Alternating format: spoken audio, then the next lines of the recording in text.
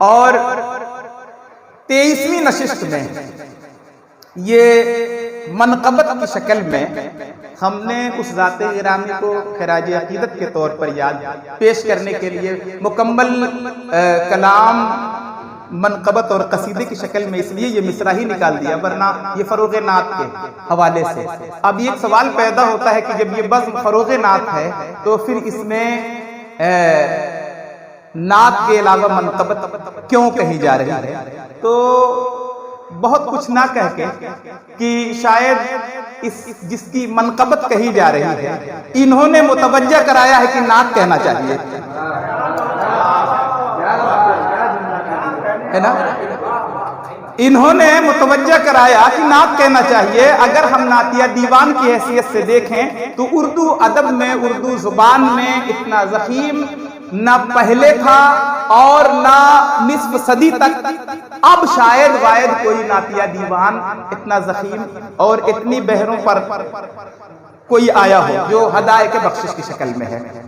اور دوسری چیز یہ ہے کہ وہ ذات جو احمد کی رضا بن کر ابھری تھی اور زمانے پہ چھا گئی تھی، رضائے احمد بن کر احمد رضا اپنی معنویت کی حیثیت سے پہچان بن گئی اور وہ شخصیت عرف عام میں اعلیٰ حضرت کے نام سے جانی جانے لگی۔ یہ اور بات ہے کہ اعلیٰ حضرت کسی کا خطاب بن جائے، خطابات کو اصل سے نہیں جوڑا جاتا، خطاب ہوتا ہے، مگر اپنے دور میں انہیں وہ مقبولیت حاصل ہوئی کہ اس دور میں بہت سارے اعلیٰ حضرت جس خطاب سے نوازے جاتے تھے، لیکن اگر انہیں اعلیٰ حضرت کہنا پڑتا تھا تو اعلیٰ حضرت فرمایا روائے رامپور نوابی نے رامپور کو اعلیٰ حضرت کہا جاتا تھا تو ان کا نام لینا پڑتا تھا۔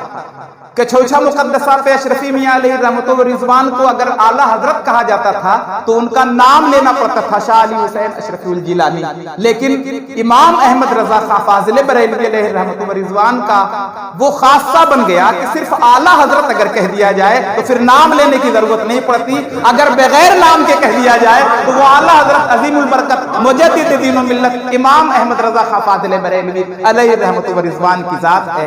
اگر یہ خاصیت ہے، اعلیٰ حضرت کو وہ مقام حاصل ہوا، وعلیکم السلام، وہ مقام حاصل ہوا کہ اگر کوئی حسد میں کہتا ہے تو بھی کم سے کم اعلیٰ حضرت کہنا پڑتا ہے، اگر کوئی جل کے کہتا ہے تو بھی اعلیٰ حضرت، کوئی چڑھ کے کہتا ہے تو بھی اعلیٰ حضرت۔ پتہ یہ چلا اللہ تبارک و تعالی جس کو اگر نوازتا ہے تو وہ مقام عطا کر دیتا ہے۔ یہ اور بات ہے کہ اکثر یہ ہوتا ہے کہ اعلیٰ حضرت کا مطلب یہ ہے کہ جب حضرت آدم سے لے کر حضور علیہ الصلوۃ والسلام تک سب کا حضرت سے کام چل گیا، صحابہ کا نام حضرت سے چل گیا، تابعین کا حضرت سے چل گیا، ائمہ مجتہدین کا حضرت سے چل گیا، سلف و صالحین کا حضرت سے چل گیا، تمام علماء کا حضرت سے چل گیا، ان کا آلہ لگانے کی کیا ضرورت ہے؟ جناب چل جانے کی بات اور ہے، چلا دینے کی بات اور ہے، دونوں میں فرق ہے۔ اگر مان لیا جائے ابو بکر کو صدیق کہا گیا تو صدیق کے معنی سچا ہوتا ہے اور تعالیٰ کے معنی سچا ہوتا ہے۔ جب اللہ تعالیٰ ہے تو پھر اللہ تعالیٰ کے بعد صدیق اکبر کیوں کہا جائے گا؟ اور اگر بندوں میں اگر لایا جائے معبود کے بعد بندوں میں تو نبی کی موجودگی میں ابو بکر صدیق ہوگا یا محمد عربی صدیق اکبر ہوگا؟ اگر فاروق کو دیکھا جائے عمر کو فاروق کہا جا رہا ہے، فرق کرنے والا جو توحید اور شرک کی وضاحت کر رہا ہے فاران کی چوٹی سے، وہ پیغمبر آخر الزمان عبدہ و رسولہ، اللہ کا بندہ مانتے ہیں ہم، رسول کو معبود نہیں مانتے، بندہ مانتے ہیں۔ جب بندوں میں اگر کوئی فاروق ہوگا تو محمد عربی کی ذات ہوگی یا ان کے غلام کی ذات ہوگی، لیکن زبان رسالت سے نکلا عمر کو فاروق کہہ دیا تو فاروق۔ ہم یہ معنی نہیں دیکھتے ابو بکر کو صدیق کہا تو صدیق، اگر غنی کہا جائے تو اللہ کی صفت ہے یا پھر مصطفیٰ کریم کی صفت ہے، اللہ یؤتی وانا قاسم، وہ جس کو چاہے اللہ پروردگار کی جانب سے عطا ہو رہا ہے، مصطفیٰ عطا کر رہے ہیں۔ اب اگر آقا علیہ الصلوۃ والسلام کی موجودگی میں عثمان کو غنی کہا جائے، کوئی اعتراض کرے کہ نبی کے علاوہ عثمان کو غنی کہو گے، نبی کے علاوہ عمر کو فاروق کہو گے، نبی کے علاوہ ابو بکر کو صدیق کہو گے؟ جناب خطابات کا معاملہ خطابات تک رکھا جاتا، اس کے اوپر نہیں جوڑا جاتا۔ اگر اس کے اوپر جوڑیں گے تو پھر معنی میں بہت سارے معاملات آ جائیں گے۔ اس وجہ سے بحیثیت خطاب، لیکن اس خطاب کی کوئی نہ کوئی اصل ہوتی ہے, کوئی نہ کوئی حیثیت ہوتی ہے. عمر کو فاروق اس لیے کہا گیا کہ ایک یہودی اور ایک مسلمان کے جھگڑے میں جب کوئی جاتا ہے تو وہ فرق کر کے دکھا رہے ہیں کہ تلوار نکل رہی ہے. ابو بکر کو صدیق اس لیے کہا گیا کہ جب مکہ کے لوگ کہہ رہے تھے یہ آسمانوں سے کیسے واپس آ سکتا ہے, یہ آسمانوں سے واپس کیسے آ سکتا ہے, جنت و جہنم کا مشاہدہ کر کے کیسے آ سکتا ہے, لوگ مذاق کر رہے تھے. خبر دینے والا کافر ہے, مگر جو سنائی جا رہی ہے, جس سے منسوب کیا جا رہا ہے, وہ محمد عربی ہیں. کھولا بھی نہ گیا. ابو جہل پہنچا اور کہا ابو بکر بتاؤ نا کہ کوئی شخص اگر کہے کہ میں رات میں مسجد حرام سے مسجد اقصی کا سفر کیا, یروشلم تک گیا, پھر وہاں سے میں آسمانوں پہ گیا, آسمانوں سے یہاں تک آیا گیا, عقل انسانی تسلیم کرتی, کہا ہرگز نہیں. لیکن کچھ کہنے سے پہلے کہا اگر کوئی بھی دعویٰ کرے تو ابو بکر کہتا ہے وہ جھوٹا ہے, لیکن اگر یہ دعویٰ محمد عربی کا ہے تو ابو بکر کہتا ہے یہ صدیق صداقت پر مبنی ہے.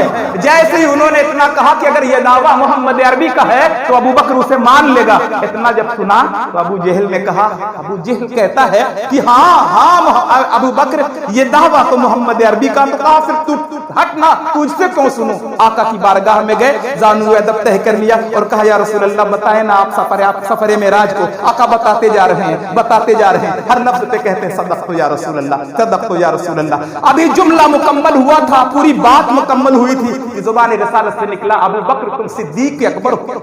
تو معاملہ یہ خطابات ہوتے ہیں. آقا علیہ الصلوۃ والسلام نے اس سے دیکھ کر ابو بکر کو صدیق کہہ دیا, عمر کو فاروق کہہ دیا, عثمان جب بیر روما کا مسئلہ اور دیگر اور پانی کا مسئلہ کھڑا ہوا, حضرت عثمان غنی رضی اللہ تعالیٰ عنہ نے کنویں کو خریدا اور وقف کر دیا, کہا یہ غنی غنا کا معاملہ یہ ہے, عثمان کو غنی کہہ دیا. اسی اعتبار سے خطابات کے معاملات آئے. جس دور میں نوٹ اور کرنسی کے مسئلے کھڑے ہو گئے تھے, بڑے بڑے کچھ مجتہدین ایسے تھے جن کا یہ کہنا تھا نا کاغذ پہ نہیں کاروبار کیا جا سکتا ہے, چاندی کا سکہ دو اتنی چاندی لے لو, سونے کا سکہ دو اتنا سکہ دو اتنا لے لو. یہ کاغذ دینے کے بعد اگر کاغذ لیں گے تو ویلو کے اعتبار سے کہاں بنتا ہے, فتوے لگا دیے گئے نہ کاغذ کے نوٹوں پہ کاروبار درست نہیں. یہ مسئلہ پوری دنیا کے اندر کھڑا تھا. شریف مکہ اس دور میں ابھی اس پر قلم اٹھانے کے لیے سوچ رہے تھے. جمال بن عبداللہ آقا کے علیہ الصلوۃ والسلام کے جانثاروں میں, وفاداروں میں, لوگوں کے اندر یہ تھا کہ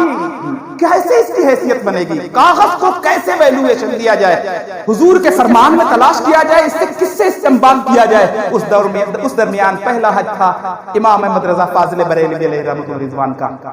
جب وہ گئے حج کے لیے, کسی نے بتایا, مکہ کی لائبریری میں بھی کتابیں تلاش کر رہے تھے, کسی نے بتایا کہ یہ احمد رضا ہندی ہیں. انہوں نے کہا کہ تو پھر اگر آپ ہیں تو تشریف لائیں, بیٹھے. انہوں نے کہا آپ کے بارے میں بہت کچھ سنا ہے, آپ کے علم کی, آپ کے فتوے کی, آپ کے عشق کی, آپ کے کتابوں کا شہرہ ہم نے سنا ہے, ایک مسئلہ درپیش ہے, کیا کریں اس کے. انہوں نے کہا کہ لاؤ کاغذ قلم. انہوں نے لکھا اور چند حدیثیں اس کے ثبوت کے طور پر جس سے مسئلے کا استنباط کیا جا سکتا تھا. مفتی مکہ دانتوں تلے انگلی دبا کے کہتے ہیں یہ ہم نے 10 مرتبہ دیکھا تھا, لیکن یہ کام آپ کے ذمہ ہونا تھا.